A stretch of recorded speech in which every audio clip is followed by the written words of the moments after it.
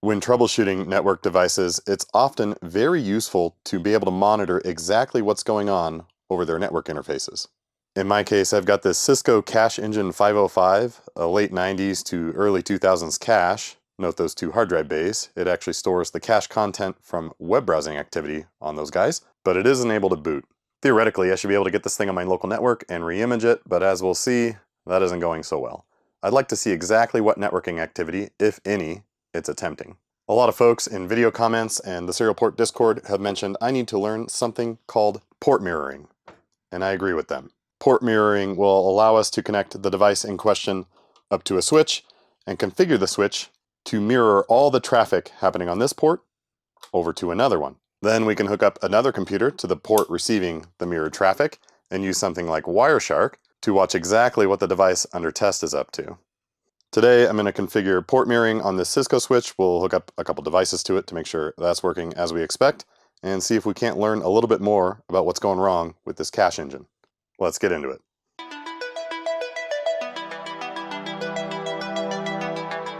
I'm going to set up this Catalyst 2950 switch for port mirroring. It has been completely factory reset, and we need something called our source port, meaning the device you want to monitor, and then a destination port, the port you'd like to mirror to, or the port you're going to plug a device in to listen to traffic. This is a 24 port switch. This top left one here is port 1, bottom left is port 2. We'll set up port 1 as our source and port 2 as our destination. Not a lot of surprises around back on this thing, so we'll get the serial console port hooked up here, and of course we'll give it power, and let's get this thing configured. Like I was saying, this thing has been factory reset, no configuration whatsoever. It's just acting as a plain old dumb switch. We're going to set up what are called monitor sessions for those ports. I'd like to have the top left as my source port. That's where we're going to plug the cache engine or any other device we care to monitor into. Port 2 in the bottom left will be our destination. That's where we'll plug in a machine with Wireshark or whatever. Let's get a feel for what this thing thinks those ports are called. So I just like to do show IP interface brief, and we can stop that. And we can see it's got 24 ports, and they are called fast Ethernet 0/ the number. So we're going to concern ourselves with 01 and 02. We're going to configure some monitor sessions. So I'll say monitor session 1. You just give it an arbitrary tag. I'm using 1 because I'm only going to have one of them. We want this to be our source port, and it's an interface. I'm like tabbing to autocomplete here. It kind of makes it nice. Fast Ethernet 01. So far, so good. We're going to do that exact same thing, except we're going to set a destination interface where we want the traffic from 01 to be mirrored to. In our case, it's going to be Fast Ethernet 02. Now we can do a show monitor, and we can see we've got a source port, port 1. It says both here because transmit and receive traffic are both by default being mirrored to port 2. Let's look some stuff up and see if it works. First, let's get the switch uplinked to my home network over in my rack in the other room. This is a 192.168.1 network. I've got DNS and DHCP and stuff in the router on this thing, and this is just acting as a switch. And then we have our destination port down here. Remember, this is where we're going to monitor traffic, any traffic happening on this one. So let's plug in that machine I was just recording on. We've got several network interfaces on that guy. Well, let's take a look at what this looks like. Back at this machine, and like I was saying, it's got all sorts of Ethernet adapters on it. And Ethernet, this one without any numbers, is the yellow cable I just plugged in to the switch. So let's start up a capture. I am not a Wireshark expert. I wouldn't even consider myself a Wireshark user, but hopefully we can clunk through this enough to show you how useful this might be if you knew what you were doing. Let's start a capture on Ethernet. So right now, this is monitoring any activity on either end of the interface, basically. The one that's getting mirrored, so anything that's going on here, which is hopefully not a lot since there's nothing plugged into it, and likewise, whatever's going on the other end. So you can see we're getting some MDNS stuff. I believe if we go to Statistics Conversations, we can bring this over and look at IPv4. I think this is like a default address that gets assigned to networking equipment when it can't find one. Pretty sure this is stuff going on my end of the equation because there's obviously nothing plugged into the switch. I'm getting sidetracked. Let's put something real on there and take a look. Let's get a Raspberry Pi plugged in just to see if our port mirroring is working. I'm going to power it on, And I suspect we will see some interesting activity in Wireshark as this thing boots up and tries to talk to the world. So already we can see some Cisco notes about that switch port. Interesting. I think it kind of knows something's connected. I'm going to stop talking because I don't know what I'm talking about. And we're off. The Raspberry Pi is probably trying to get an IP, trying to find a router. Yeah, here's one, an ARP broadcast from the Pi. Let's stop that for a while. An ARP broadcast from the Pi saying, who has my router? 192.168.1.1. Let's start over and we'll start capturing again. It got an IP address from the router finally, and we can kind of see some other devices in here doing little reach outs. You could make about 300 videos on this stuff. The point is that Raspberry Pi got an IP, and I know it's .90, so we'll say ip.adder equal 192.168.1.90, and we'll filter by that. This will filter us only to traffic that the Raspberry Pi is involved in. It was apparently reaching out and trying to find the time. Now from this computer, what I'm going to do is ping that Raspberry Pi. And here we can see it getting those requests and replying to them in Wireshark because we're tapped in. We're listening to whatever the Raspberry Pi is up to, which is kind of cool. To really drive the point home, let's SSH into that Raspberry Pi from this machine. Remember, this machine has another network interface, totally unrelated to this monitoring we're going on, so that's how I'm able to interact with stuff. And we'll get in there and we see SSH and TCP traffic, as expected. It is worth noting that this stuff's encrypted, so because I'm over SSH, I can't just like go read the data. It's not exactly a man-in-the-middle attack, but I think our port mirroring is working just fine. This is pretty cool. I'm going to use this a lot, I think. Well, let me show you what the cache engine is up to, and let's see if we can learn anything about it with this setup. This thing is, of course, a cache, meaning you would get it on your network, and client computers that are like, requesting websites. This is paying attention sort of in the middle between the client and the internet, and it's going to keep local copies of images and HTML and all that, so that the next time the client comes along, it's just going to rip it off this hard disk, and you won't actually have to go out to the internet. And so this made a lot of sense when the bandwidth and internet bandwidth connection just wasn't very big. It was faster to pull it off these probably rated drives than it was to go out to the internet each time.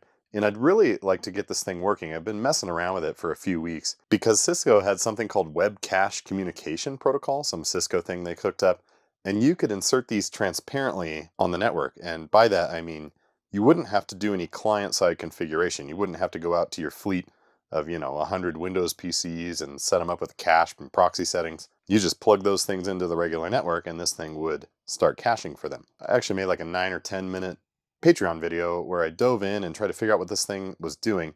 And I'm actually just going to play that now. It'll give you a really good idea of all the troubleshooting I've done and why this port mirroring is going to teach us something. So if you like what you see, definitely go check out my Patreon. Taking a look at the Cisco Cache Engine 500 series. This is a Cache Engine 505, and I'm getting nowhere fast. As the name implies, it is a cache, and it's got 2 bays for SCSI drives and a external port here for maybe another array or something, I'm not sure. And let me tell you, it is really weird powering one of these on. You look at it and it kind of feels like it's a Cisco router or whatever, and then you hear some drives spin up. But this thing is suffering from what is starting to look like some sort of flash image corruption. It can boot and sorta, but it can't get into its image. Let me show you what it's doing. Let me show you what this thing is doing, and you'll see it's not like other Cisco devices. It's got some other sort of bootloader, which makes sense. It's not exactly a router. It's got a build from 1999, Cisco CS BIOS, version 0.9b. It's going to go through some basic checks. This is the SCSI PCI card that's in there, probably. It's looking for the hard drives. I think there's only one. Maybe it thinks there's 2 in there. Can't remember. I'm not going to press any keys and let it attempt to boot. I'll show you what it's doing. It's trying to boot from its flash. It has an image, but I'm going to stop it this time. It didn't work. It thinks it's got an image that supports model CE505, that's what we got here, and 550. But then it says, and this appliance is a blank. So my hope is that the flash image on there is corrupt in some way, and that we don't have like a deeper, lower level problem where this thing can't even recognize who it is. When you do the stop auto boot, you can do a question mark, and you get a pretty terse menu here. The plan is we're going to do a brand new boot image over TFTP, which was very hard to find. So the person that sent me this image, thank you, you know who you are. Not as plentiful, I'll say, as the old iOS images. Over here on my home lab TFTP server, we've got a version of the cache image software 2.5.1 meant for this unit, 505. So we're going to try to load this one. I think what we're going to want to do is C for change boot. Well, let's print the boot params. Okay, so we are booting from Flash with no flags. You can see there's all this other boot flag stuff. Hopefully we don't have to get into that. And C for change boot params. So we're going to type net, and I need to go get that file name. It is that. We need to assign an IP address to this thing. I believe that one is free. This is the TFTP server. It happens to be at 8.2. I have not tried this, by the way. Gateway IP address. I don't know why it needs that. We're going to use TFTP. There is no username. There is no password. No flags. What's going to happen? Nothing. Oh, I think that's okay. We're back at this menu. Let's say print. It has all of our... Oh, what happened here? I'm going to retype that in.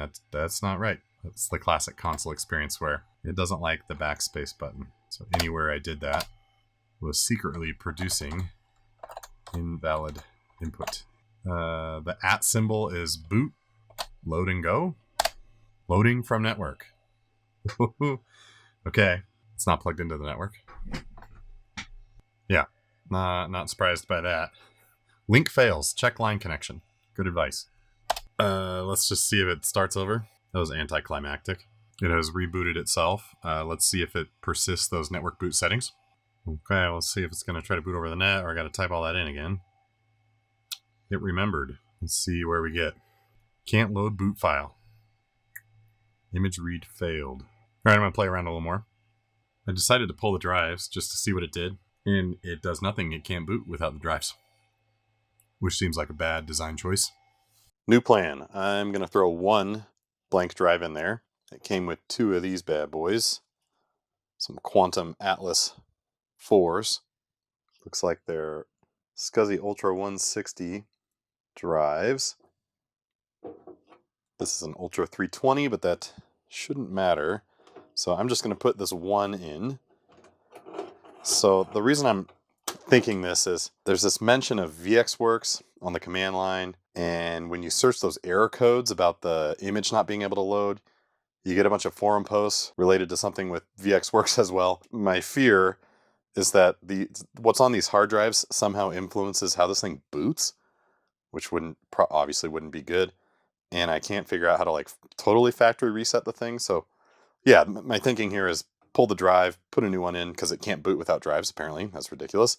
And we'll see where we get. Boots with a blank drive in there. It's spinning up the drive. Spinning up the device. I wasn't lying. It found it. Let's see what it does now. Nope. The transfer's timing out, though. I think we have a network issue. I do like that it can persist its settings between, power cycles. That's good. Let's try FTP. I just set one up on that same machine. Well, let's find out. It smells like a network issue. It's taking much longer. It's like a 1.4 megabyte bin file, though. I don't know. This is different behavior, though. I guess I'll take that. I think it got the file this time. It didn't time out and just complains about an error loading it. Let's try yet another bin. Yeah, it's not even reaching out to the FTP server. I see no logs of it even attempting to do so. This was me playing around with FileZilla here on my computer. So it's a network problem. Well, I don't know. Let's go back to Flash now that I have a different hard drive in there, see if it makes any difference. It's sort of a clever little interface here. Control D to back out. I can do a dash to get back to the last one I edited, and dot will clear it out. So I'm going to clear everything out because we're going back to Flash. I'd been messing around with TFTP again. Getting pretty good at this nice little minimal interface they've got here. So we're back on Flash. Let's boot. Not gonna happen. Some sort of like harder reset here. It seems like this thing may have been running something called VxWorks, some sort of real-time operating system deal for devices like this. And maybe that's what's causing our problem here. Like I was saying, you Google some of these error messages and you get 20-plus-year-old VxWorks results on forums and stuff, which makes me kind of nervous. That's all the troubleshooting I've done. I've tried TFTP, FTP, and yes, the eagle-eyed among you. I did try the TFTP boot flags, didn't make any difference. I looked at the logs on the TFTP and FTP servers and wasn't seeing anything. So we have an issue prior to that, which I'm hoping our brand new port mirror setup is going to help us diagnose. The only thing I haven't really tried is like setting up a specific FTP username and password, to be fair. Let's fire this thing up, make sure it's behaving the same, and then we'll port mirror. Got the console hooked up on this guy. It's powering on now. It is about 3 times louder. Its fans are worse, it's older, and it's got 2 hard drives to spin up. Here she goes. Got the original 2 hard drives in there. I think we're going to see that now. Yep, there they are. Both of those Quantum Atlas 4s. I'm going to let it auto boot. Actually, I'm going to stop it. Change my mind. In this menu I was showing you earlier, let's do a P for printing the boot params. It's going to boot off Flash. I was just making sure I saved that. And then again, the @ symbol tells it to attempt to boot with its current settings. It's pretty nice that it actually prints the settings right as it's about to boot. I'm going to stop it again. So yeah, it's doing the same thing. It's just boot looping. And here's that part where it says the image model supports CE 505, 550, and this appliance is a blank. I think that's going to be a critical part of our problem. I've been talking with some folks that have used these before, and theoretically, there is a way to teach it how to learn what it is. And I've also heard that it won't properly reach out over the network without knowing what it is. Hopefully not lost to time. I would like to tell you that as I'm looking at this, it's like, I'm looking at the matrix and I know what's going on, but I don't. Time to do some port mirroring. We've got the destination port with Wireshark running on my Windows 11 machine. We'll get the cache engine as the source port, of course. That's what we want to analyze. And hopefully this is all coming together. We need to get this switch on our network because that's where the TFTP server is to hopefully load onto this guy. And then I'm going to power up the switch. It doesn't have a power switch, actually, for lack of a better word. You just plug it in and it goes right up. I've got the cache engine configured to point at my TFTP server. Let me show you. So if I say P for print settings, it is going to reach out over the net. It wants to grab this new image. I've configured its IP address to be .40, and it's going to try to talk to my TFTP server, which is at .82. As you'll recall, I have a TFTP server at 192.168.1.82, and it's hosting a few of these Cache Engine 505 bins. I've got Wireshark listening in on our monitor port, and I was kind of exaggerating earlier when I said I didn't know what was going on. The CDP is the Cisco protocol for finding other devices around the network. So basically, the network infrastructure, what you're seeing here, kind of the lower level basics are just kind of talking to each other and figuring out what's going on. No real activity from the cache. I'm going to instruct the cache to boot with these settings, and for whatever reason, the @ symbol is how you tell this thing to do that. So I'm going to do that now. And let's see if we get anything interesting. Yeah, we do. We've got a MAC address ARPing asking about .82, and it's saying tell .140. We'll talk about that later. Okay, it's continuing to try to do that, and then error loading file. Okay, let's stop our capture and see where we ended up. Correct me if I'm wrong. I believe what we're reading here, the cache engine is saying, I need to go find a default gateway, .1.1, respond to 192.168.1.40. So these things need MAC addresses to talk to each other. So they're saying, I'm IP.140, go find 1.1 and respond back. Let me know what your MAC address is. So we've learned something, I think. The cache engine is trying to talk to the network. And up here, it was actually trying to ask, who's .82, tell .40. I guess I don't know if that succeeded. Wireshark keeps track of the protocol being used, and what is suspicious is we never see TFTP.